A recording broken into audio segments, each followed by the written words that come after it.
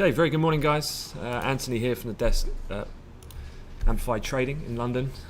We're just going to do a quick review then of what's happened from overnight. And yeah, obviously the main thing that you're looking at is a sharp lower open for European equities on the back of an aggressive sell-off that was seen kind of late afternoon yesterday, inspired by none other than the US President Donald Trump, re-escalating the trade war, tweeting about an increase of tariffs, which we're going to look at in a second. So really that is the main story of the morning, and we're going to look at then what does that subsequently mean for market expectations now about what the Fed are going to do next, just given what they said in their meeting on Wednesday night. And then also potentially then what is this strategy of Donald Trump to potentially force Powell's hand in order to assist the markets with more interest rate cuts. So not only that, we've got non-farm payrolls, of course, coming out later as well. We'll have a quick overview of that. I'll probably go in more detail and punch the numbers, so to speak, of what we're expecting closer to the time of that release. So that's what's on the agenda. But yeah, looking at these charts, I mean, it's quite obvious to see when you've probably booted up your systems this morning that, you know, the severity of the sell-off. I mean, what a period of 48 hours if you're Jerome Powell at the moment. You deliver this, what would be classified, I guess, as a hawkish cut. The markets sell off fairly aggressively. Only then for yesterday, we get to the open of Wall Street. Markets actually, equity markets, looking at the S&P here, actually recovered all the way back to the pre-FOMC announced levels. Only then for Donald Trump to come in and just knock the whole thing back down even further below where we were in the initial aftermath of the actual FOMC announcement itself. So just when Powell might have thought he's got away with it, his arch nemesis, if you like, the president comes back and forces prices back lower. And so, as you can see, the DAX future this morning, I know Sam is going to look at all these charts much more detail from a technical perspective, but you know, the DAX seeing quite a bit of volatility. Go through the cash equity open in the last few minutes, already down 250 or so, following suit then from the moves that were seen in the US last night. Gold prices obviously responding in kind, so gold seeing a real aggressive move yesterday as we went through the afternoon. T-notes also up this morning about 9 ticks, and to be up 9 ticks at this time in the European morning is quite unusual, but it just goes to show the follow through that we've had in the Asia Pacific session following the close on Wall Street last night. So what did Donald Trump say? Sorry, my hesitation there is Sam's just pointed out in the chat room. Bank of England's Governor Mark Carney is speaking on BBC Radio 4 in 5 minutes time. So anything that I see come down while I'm delivering this, I will let you know. Obviously, Carney's had a little bit of criticism this morning in the press about this idea that really his forecasts weren't factoring in the no deal, even though that's a growing possibility. Carney kind of sticking to the fact that while the government's still defining mandate is to deliver a deal for Brexit, despite what the narrative is at the moment from Johnson and co. And so perhaps he's doing the kind of media rounds this morning to clarify the positioning of what his stance is. Keep you posted. Anyhow, let's have a look at Donald Trump. What was he tweeting yesterday? Well, it was really a string of tweets, and what was quite interesting is obviously we've had from the trade war developments this week, if you remember, it was quite interesting because they recommenced face-to-face talks for the first time in 3 months at the beginning of the week. It was supposed to be a 2-day round of talks where Treasury Secretary Mnuchin and the Trade Secretary Lighthizer went to Shanghai, but you remember 2 days talks was abruptly finished to just 1 day, and they came back. Now apparently Trump met with Mnuchin, and Mnuchin's advice was actually they made some decent progress, and his thinking was, well, perhaps we should use the threat and tell China that we could be going down the route of applying a 10% tariff. So not this 25%, nothing immediate, but that would be his recommendation. And apparently what's happened here is Trump's gone, okay, Steve, thanks very much for that, but you're wrong. This is what we're doing. And then Trump just basically outlined a series of tweets, and here's the general gist of it. our representatives have just returned from China. They had constructive talks about a future trade deal. We thought we had a deal with China 3 months ago, but sadly China decided to renegotiate the deal prior to signing. He goes on, and this is the crux of what he's saying, is this one. During those talks, the US will start on September the 1st, putting a small additional tariff of 10% on the remaining $300 billion of goods and products coming from China into our country. This does not include the $250 billion already tariffed at 25%.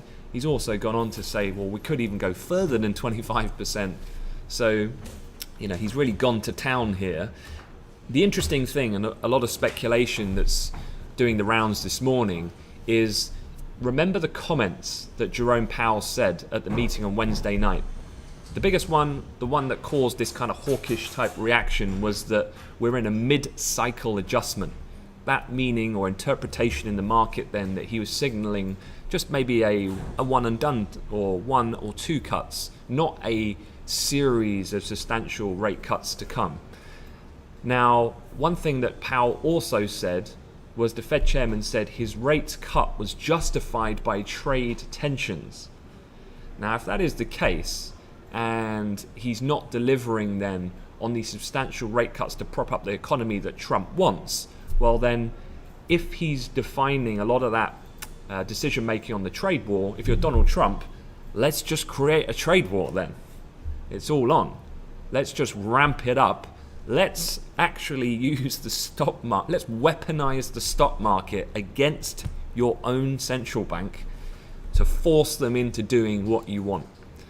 And a lot of people are speculating that that's what Donald Trump is exactly what he's doing. And actually, what's happened? Well, inevitably, if the trade war is undoubtedly the biggest global risk, not just to the US, but to the entire global market. Now, Goldman's have come out. Goldman's released a research note last night. They basically said they now see a 70% chance of a 25 basis point cut at the next meeting in September. That figure was previously, prior to the Trump tweets, at 55%. GS say they see a 10% chance of a 50 basis point cut in September and a 20% chance of no policy change. So these banks, I'd expect other banks to fall in line with a similar view because, forget about what the banks are saying, what are the markets thinking? Well, federal funds rate futures for the SEP meeting, which is the next Fed one, which comes alongside the renewed dot plot and the summary of economic projections, the market pricing is now 82% for a rate cut in September. That's way higher than what we were expecting, even for the one we just saw this week. So yeah, this latest little turn of events, is this Trump forcing Powell's hand? Obviously, highly risky strategy from Trump. Very unusual to be using the economy in such a gamesmanship way, but perhaps this is the genius of Trump, and perhaps this is what's necessary for him to get what he wants politically, keep the market sustained. Remember the short-termist view. He obviously just wants to get in, stay in for another few years. I don't think he's really thinking about the longer-term ramification of what he's doing. Would be my view, and so in the short term maybe he can manage the situation. So definitely as we go into the US afternoon, really there's another very important piece of information coming out, and of course that is the US non-farm payroll report. Now yesterday we had a slight miss in ISM manufacturing PMI. The employment constituent actually dropped fairly substantially against its prior month's reading. The point here though is that I actually think about 18 months ago, 2 years ago, markets were kind of hypersensitive to really one data point, and that was inflation metrics as the key defining factor, the greatest weighted piece of economic data for what would influence the Fed decision making. Now, what I actually think, given what Powell has said, traders now I think are going to be ever more sensitive to just top level tier 1 economic data out of the US, and definitely non-farm payrolls fits that narrative. So yeah, whether or not markets, I think if you had let's just say you get a disappointing payrolls, you get a low ball number. To give you an idea, here's the chart. We're looking at expectations around the 160 mark for the headline change in non-farms. That obviously comes after a pretty strong number last month out, way north of 200. Obviously, payrolls, combination of different factors, the unemployment rate, but importantly, the average hourly earnings. But if we get a weak report, that's only going to fuel further then the idea that the Fed not just committing to a cut in September, but having to do multiple cuts thereafter. And actually, the worse it gets, and definitely this is what Trump wants, by instigating renewed trade tensions with threats of new tariffs, is that equities actually rise on the premise that the Fed are going to have to commit to a more continuous cycle of cuts. So, yeah, non-farm payrolls will be important. I think every piece of big top-line data we get out of the US will be important as data points to build in this view or not. All right, we'll move off that for the moment. Let's have a look at the UK. Now, remember, you probably would be aware we were talking about this yesterday. We had a by-election in a constituent in Wales. Particularly important because the nature of the wafer-thin majority that Boris Johnson has in Parliament at the moment. Now, there wasn't really any surprises here because what happened was the Conservative seat, which was Davies, who was rerunning after an expense scandal, lost relatively small margin to the Lib Dems, and Dodd was expected to win, and that has materialised, which means the working majority in Parliament for Boris Johnson has now dropped to 1. Now, the reason why the pound isn't selling off is because, for me, yes, this makes quite sensational headline reading. Boris Johnson, in fact, is the fastest ever Prime Minister to lose a by-election, which is not a great statistic to have to your name. But beyond that kind of sensationalism in the UK press, I think the markets really say it all. The pound's done nothing. This really is not unexpected. And if anything, for me, only fuels this belief that Boris Johnson is definitely lining up a general election to be announced in the coming weeks in order to rebuild this broken down majority, or this working majority in that fact. Interestingly, if the Conservative Party, and I'm just putting this out there because I don't think that these two political parties are aligned, and I do not foresee them joining up, but if the Brexit Party and the Conservatives teamed up, they would have held this seat. They would have won this seat. Interestingly, people like crikey, I can't even remember the party's name that was created by Chuka Umunna, who he then left. That's how probably bad that they've been. The Change Party, but then also the Green Party. Basically, they didn't run for this seat, and the reason for that is because they formed a pro-EU alliance, getting behind the Liberal Democrat Party, who's the more mature, the more followed or party that's probably going to get most support. So that was quite interesting. This kind of pro-Remain alliance is definitely a positive in that sense, and maybe then an election isn't so inevitable that Boris Johnson's going to get a resounding majority, because as we've seen here, the teaming up, if the Greens and these other parties were to force their votes into the Lib Dem in order to cut off then this runaway no-deal Brexit mandate Johnson government, maybe it's not just a done deal for Boris after all.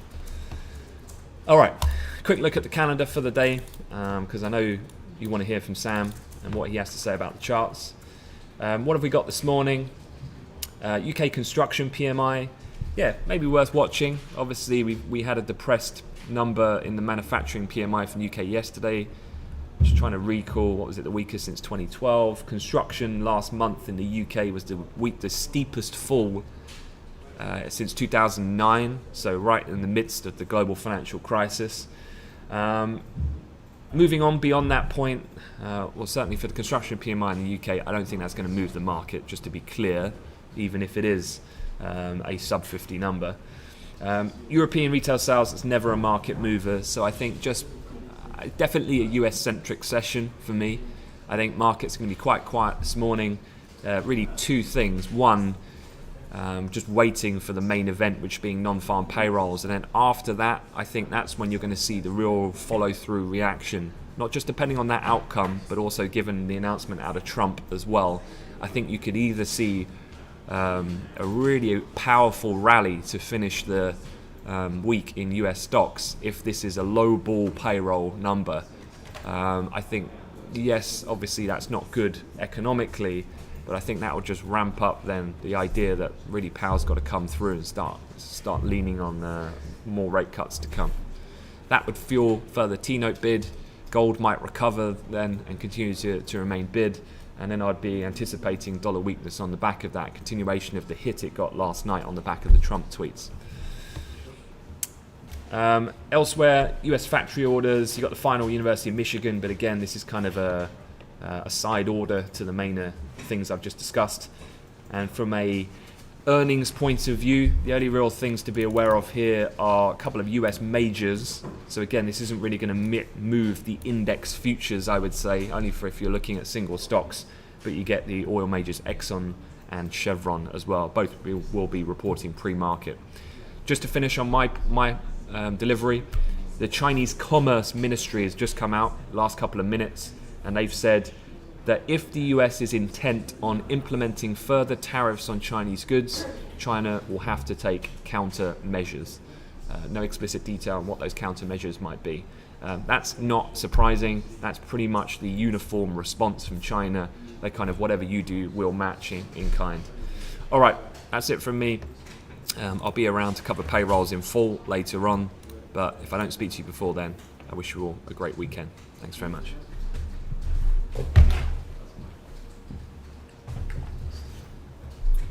Hi guys, happy Friday. Have a quick look over some of these markets, and makes a good point. If that number is not that great, then you could get a bit of a rally back in stocks, and where we finish the week will be key. You can see just from these lows that we're printing at now, just having a little push higher. I guess you could start to, again as usual, just get these sort of trend lines in, and you can see we're starting to get a bit of a respect of maybe a third, fourth test here. We've got quite a clear area of resistance near those highs of the day, so whether you want to get too involved on the morning of a non-farm payroll, as usually not too much in the way of activity. Here's a little bit of a guide. Area of resistance, trend line there as well. Looking longer term, areas of the week that are important. You can see we're now below those levels from the 1st of July. So if I just bring that higher up, we're here now looking more 29.56, which is also kind of the post-Fed low as an area to finish the week above or below. You could almost say, if we were to get above 56 and then start getting towards the pivot, then it's pretty bullish for the end of the week, or at least defensive for a further push down. Whereas if we do close below, it could open the door up, and non-farm payroll is most likely to be the main reason behind whether we get higher or lower, and then any retaliation from China into the back end of the week. So one thing's for sure, I wouldn't really fancy holding positions over the weekend on US stocks at all. Dollar as well, likely to be relatively quiet this morning. Just having a look though at the euro, you can see we have trended lower from these highs, but we are to keep knocking on that door, and similar to yesterday afternoon as well, in that we were just respecting well enough a trend line here, then finally getting that breakthrough. Obviously into the evening we had a further big push, so I'll just be keeping an eye on that, but you can argue from the same from those lows as well. We are getting squeezed in both ways on the euro dollar, so a break either way could be a bit of an opportunity. It's just whether you'd want to really get involved too much ahead of the big release at 1:30 to the upside, and I know certainly people will be looking at this more for maybe next week, but where we did have that breakdown on the end of the month, or any of these levels of support, could be a good opportunity to get short longer term, or more medium term I should say, and that's coming in around on the futures anyway, around 111.70. But the pound didn't really get that relief rally as such like the euro yesterday following a break, but similar in that we had the push just before 4 o'clock, a break of this trend, push higher, and we're now actually a bit back below, and it is relatively more choppy to the upside. The pound, whether you'd want to get involved again really before non-farms or not, I'm not too keen on that. Again, just to reiterate for those that haven't watched the briefing this week or are aware on the pound, any retracement back to this trend line on the weekly would be a great opportunity to get in, but also to the downside, we're now not far away at all from that big 120 handle, that 35-year low post-Brexit January 2017 level of interest. That's coming in today, probably not too far from where the S3 would be as well. Yesterday's low, S1, quite key. Yesterday's high, R1 as well, a level I would have marked up. But for now, not doing too much. Gold obviously had that nice push yesterday, big push higher. Pivot acting as a good level support. Also got a few highs and decent level of price action from there as well. Where it's just slowing down now, well, you can see this was an area of support in the Asian session, so a bit of a line in the sand, get back above there, and 1450 could come relatively quickly.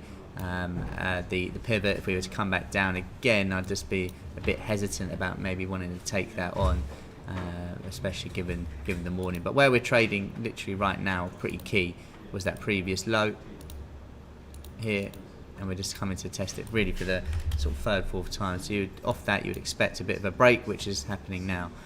You can see just trying to extend higher. The dollar only down 0.09, so pretty flat for the day. So gold, just worth keeping an eye on there, although of course volume pretty low. The DAX on the open spiking lower, obviously down quite a lot from yesterday evening anyway. In terms of just sort of looking over the next few minutes, we come back down to that S1. It's already been quite choppy, to be honest, and although the movement for a Monday pretty big already for the DAX, usually it's just sort of relatively quiet, and certainly looking longer term here, you can see if I just drag this to the right hand side, let's put this on a daily chart.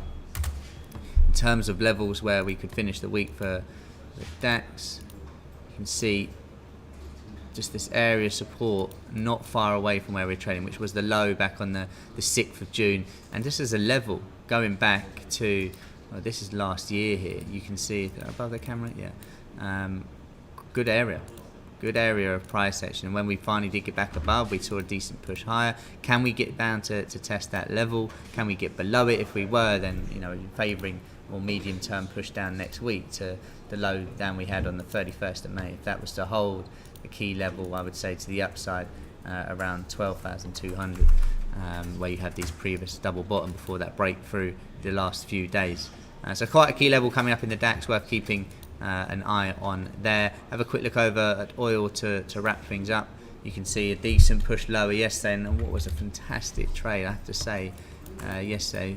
Let me just clear all the trend lines on. Is when we had the break. Let's just get this trend on. The break of the trend which started on the low of the day. You can see it came back pretty much bang on to the tick, and obviously to have held the whole move, you have to be a bit of a genius, but what a move that was. And you can just see when, like gold, when these trend lines do break, you can get those really big pushes down. Pivot worth keeping an eye on as the next sort of resistance point above where we're trading, however not looking like it's coming into play for a while. We have rejected that as well, and similar in these little trend breaks have happened already. Next level to the downside, you've got a bit of a zone here. I would say the low, the Asian session low and previous session high, 54.70, 54.66. If you are short, that's definitely an area I would look to take profit. But given the calendar, in anticipation for non-farms and whatnot, I'd probably wait before getting in too aggressive any of these markets. Only taking a small risk, if at all. But we'll be on the mic, of course, throughout the day ahead of non-farm payrolls. But for anyone not tuning in, I hope you all have a great day and even better weekend.